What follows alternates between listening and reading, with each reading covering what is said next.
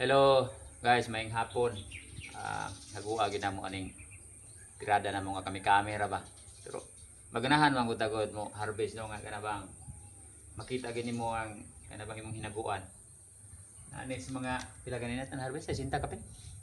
Sa sinta mga sitintahon nga napamiti wasunon diri sa among palagda sa kuan mo isprehay. Ipakita lang namo sa inyo no ang kanibang kalahian gyud sa kuan. Naman gini nakaribon man gihapon ni siya oh. Dito na magibutang actually itong mga palagdas nya. Mo na siya tong ingon naman sa inyo habang walay spray. Dilip lang. Usahay gani din na ginawa dilipan kay diri mi gatiman karon sa gabunga nga daghan. So ipakita na mo sa inyo haning kalahian yun sa naidahon o walay dahon. So kani 11-week old ni siya. Kung makita ninyo kaniyo ipakita lab. Pulse plus 0 yun ni siya. Kani, supposedly, kwaon man eh. So, 2, 4, 6, 8, 10, 12, 14, 16, 18, 18 ka finger. So, kini, moabot, ragad gihapon ni siya 2 kilos.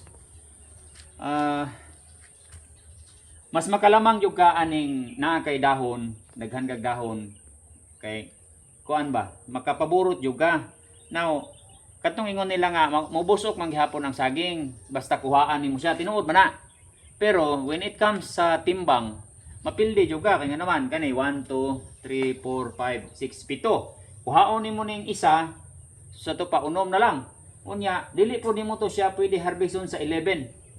Kay mubusok man tog maayo, muburot og maayo. Kay siyempre nakuhaan man nimo. So mubusok siya pero ang timbang nimo is dili na siya yung anak kabugat. Now gani pila man ni ka hands ni? 1 2 3 4 5 unom na lang ni, kinakuhaan man ni siya isa. Oh, gikuhaan na mo ni kay para makaburot no. Pero wala gyud. Di siya kaburot og maayo kay wala gidahon lagi. 10 weeks lang siya tamad, di man siya kabot og 11 kay og 11 mahinog naman. Na gani minahinggan gani dito oh. So tong timbangon og kuan. Makita ninyo ang unsa ragot. Kanabang kalahian sa mangisprita mo invest ta sa dahon. Compare aning mingon sila nga wa ginoy budget. Diha ra gyud taman. So dili ka mag-expect nga dako ka og harvest. So dara guys 22, 22.2, 22.1. Apil ang stock, mga 3 kilos ang stock ani. So sa ato pa nas mga 19 kilos ang ma-process ani niya.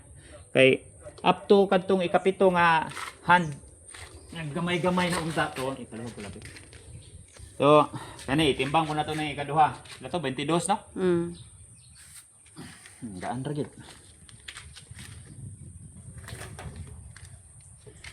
Oh, naras 15. 15.6. So ang stock ani mga gihapon as mga 3 gihapon ni. So sa ato pa nara ka sa 12. 12.6. 12.6 versus 19. So sa ato pa na kay 7. 7 kilos. Now, ang 7 kilos sa karong nga presyo nga tag 40, 7 times 4, 28, 280. So sa 280 nimo, bitang na lang nimo bisan pag 200 na lang ka kada bulig. Kani karon nga na-harvest na mo, kuan man eh, sa 60 kapin, abot sa 70 apil tong sa palagdas na mo. 7 times 2, 14. So sa to pa 14,000 ang imuhang kuan nawala 200 pesos kay kuan man to 20 19 22.2 at 22.2 batong una 22.6 22.2 minus butan na to ang stock is 3 so 19.2 ang kani 15.6 minus 3 12.6 12.6 minus 19.2.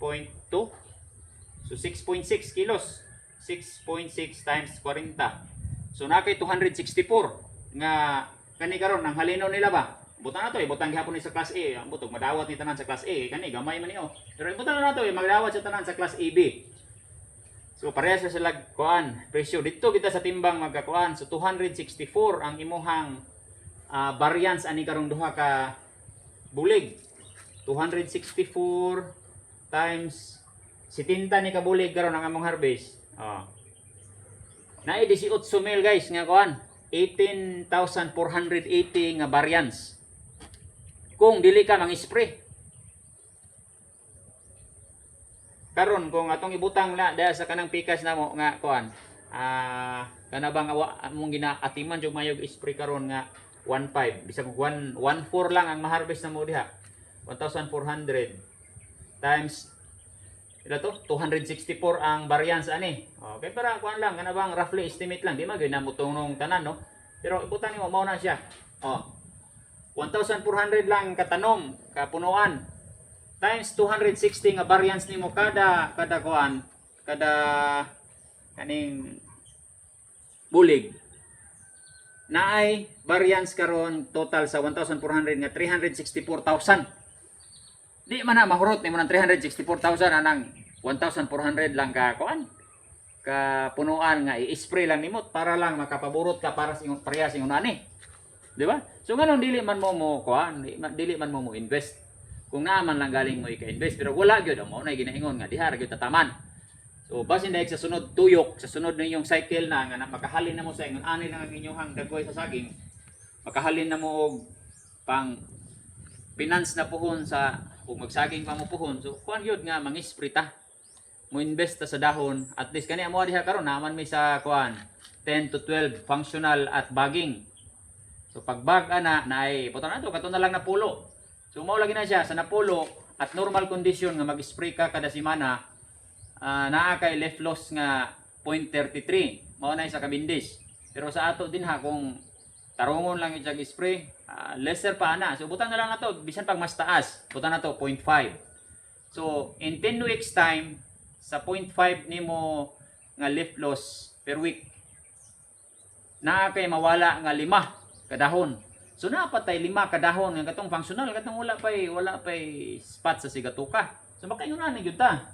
Makapaburot gyud ta, makuha gyud nato tong desired nato nga kuan nga kanabang timbang maximum buta nato maximum o kani kuan ra man unom to 7 nakas 22. Sumapak ani naa sa mga 19 or even 18.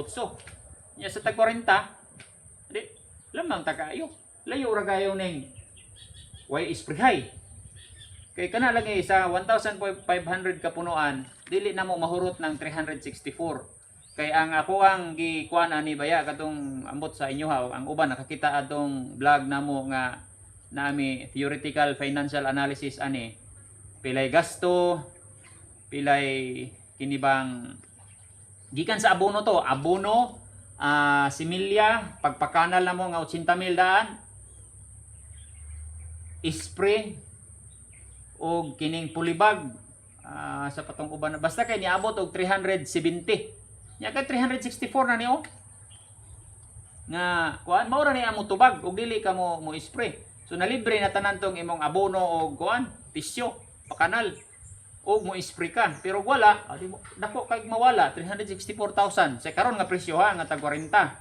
By the way, ang inyo ha ambot og tag 40 ba inyo kay mao may offer na dinhi sa amo kay mao lagi na daghan mag mo hangad, mo kuha may pero kita kay naman po tay kuan ba prinsipyo nga basta mo kuan pa nga to ang buyer nga kana bang mukuha gyud siya adi way problema ihatag na to sa iya basta kay ang presyo reasonable lang pod dili man tong iyon nga siya pinakataas or narata sa average or narata sa kanabang mga 80 to 90% sa katong pinakamahal kay ang pinakamahal karon na may mukuha daw 45 kadto nang mga striker ba nga way saging siyempre mo kuan gyud sila og mahal-mahal kay para makasaging sila. So ang kuan lang is kung naaman lang galing kay ka-budget. Pag kuan gyud mo pag invest gyud mo sa dahon kay din kita sa dahon gyud mo ka bawi. Pero mao lagi to. Ingon mo nga nagyoy uban gyud nga may mga practice nga wala gyud mag-spray. Pwede raman. So kani siya pwede pa nimo nigkapnan og duha. So pila na lang mabilin? 4 na lang or 5. So dili ka magapaborot og maayo. Dili ka maka-maximize sa imong potential ba nga kuan volume during harvest. Pero dili pud sila makapresyo og Isa po na nga kay nami kauban ani nga kuan ginasabay nila ba og kuan karon man mo natong bayan mga alas 2. Sabay ni og harvest. So ang ilahang presyo ngadto karon is 32. Kay nga naman, ingon na, di man ang saging.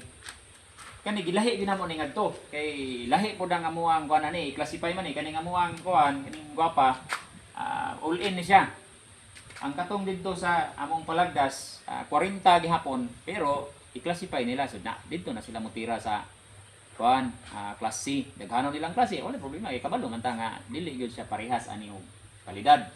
So motong ginaingon lagi nako ba nga ang quality will always dictate the price. O kanang imuhang volume. Kung daghan ka o volume, yan, naagay quality, mo pa siya ng buyer. So, kung wa kayo nimo giatiman imong saging, labaw na tong way balutay, walay kuan, walay sprayhay. So what do you expect? Mo parehas ka og presyo aning mga aning quality nga gwapo quality. So dili gyud. Dili gyud siya parehas. Kay pag abot lagi na sa market, ang katong mga gwapa mo mo adto small. Matos mga supermarkets. Pero ang katong mga class C, ang adto na sa iskinita. Medyo baba pod gamay ang presyo. So, kato lang. Ma-share na mo karon nga kuan adlaw, yung hapon pag-usap.